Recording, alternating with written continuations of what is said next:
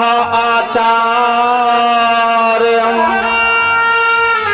वासन्त भूम सर्वस्य पीतं मया संस्कृतं ततः मन्यते देवकी सुतम्। बाबा नंद आ गए, कहने लगे मेरे लाला का भी नामकरण संस्कार करो, हमारे बच्चों का नामकरण संस्कार नहीं हुआ है। गर्गाचार्य जी कहने लगे मुझे मालूम है नंद, तुम्हारे यहाँ वसुदेव का पुत्र है, कंस को मालूम पड़ गया तो कंस नहीं छोड़ेगा। बाबा नंद कहने लगे मेरा महल इतना बड़ा है, 82 चौक है, एक चौक में 10,000 गायें बंध जाती हैं, किसी को मालूम नहीं पड़ेगा। आज बाबा नंद ने घर जाकर के मैया यशोदा से कहा, यशोदा आज हमने एक ब्राह्मण को बुलाया है। मैया यशोदा जो जलाने लगी, कहने लगी महाराज रोज घड़िया बंटन को लेके नए नए महात्मा को लेकर के आ जाते हो, काहे को बुलाओ है इस ब्राह्मण को? बताया नामकरण संस्कार कराएंगे। मैया यशोदा कहने लगी तो मैं पहले परीक्षा लूंगी ये ब्राह्मण कितना योग्य है। रोहिणी के पुत्र को लेकर के मैया यशोदा जैसे ही बाबा गर्गाचार्य जी के सामने पहुंची, कहने लगी बाबा जब मेरे पुत्र को भाग्य कैसा होगा? तो बताया रोहिणी यशोदा जो तेरा पुत्र ना है, ये रोहिणी का पुत्र है। सही मैया यशोदा ने भगवान कृष्ण को लिया। आज गर्गाचार्य जी और बाल कृष्ण भगवान का नामकरण संस्कार करने लगे।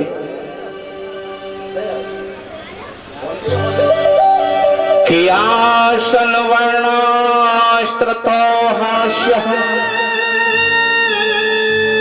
गृहीतो अनियंगतना शुक्लो रक्ततया पीतम इतने त्यक्तांतिगता। आज यशोदा तेरा पुत्र कृष्ण वर्ण होने के कारण रोहिणी नक्षत्र में पैदा हुआ। भाद्र मास की अष्टमी के दिन तेरे पुत्र का नाम कृष्ण है। रोहिणी भी अपने लाला को लेकर के आई है। मैया रोहिणी के पुत्र का नाम बलभद्र रखा है। ये बच्चा बड़ा होकर के बलराम नाम से विख्यात हुआ।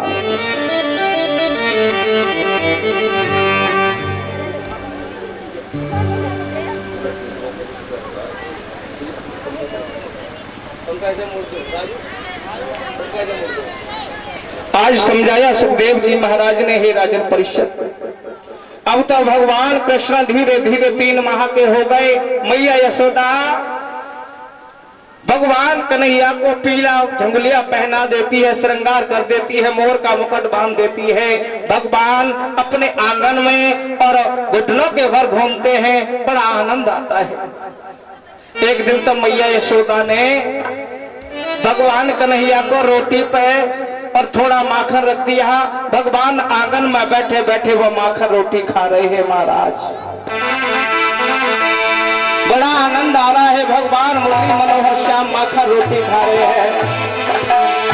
किंधूली भरे अति सोहत श्याम जो तैसी बनी सिर सुंदर चोटी।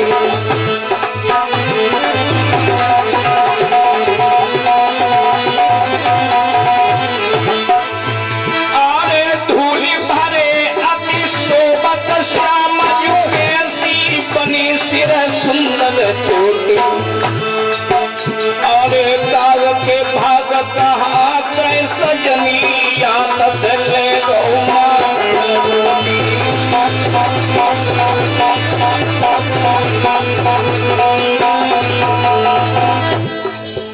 आज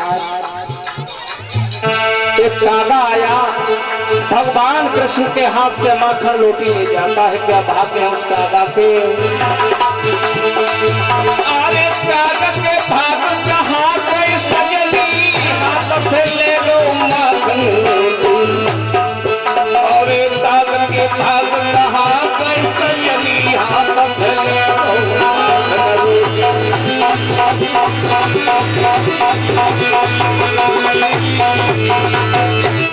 अब तो भगवान देखते रह जाते हैं। धीरे धीरे भगवान और बड़े हुए, धीरे धीरे 4 वर्ष के हो गए भगवान मुरली मनोहर श्याम।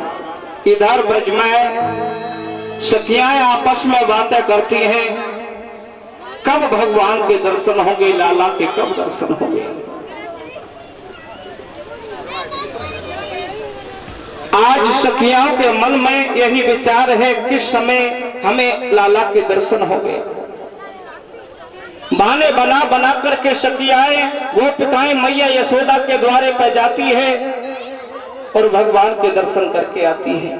शाम को वे गोपिकाएं अपने अपने घरों में सोती हैं। तो यही भाव है, भगवान के चरणों में मन है और भगवान के बारे में कहती हैं श्याम, हे कृष्ण, हमारे दिल में एक आशा है, किस समय हमारे घर में आकर के और हमारे माखन का भोग लगाएंगे। हे लाला, मैंने तेरे काजू सुंदर सुंदर और माखन जमायो है, लाला मेरे घर में आकर के कब और भोग लगाओगे। सखियों का ये भाव देखा, सुखदेव जी महाराज समझाते हैं, हे राजन परिषद, भगवान हमेशा प्रेम के वश में रहते हैं, भगवान को तुम अभिमान के साथ में बुला नहीं सकते। गोस्वामी तुलसीदास जी तो यहाँ तक लिखते हैं कि जाके हृदय भगत जस प्रीति, जाके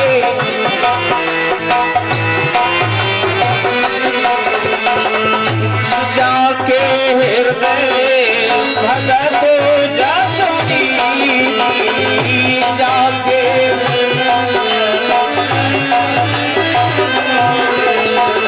प्रभु कहीं ब्रज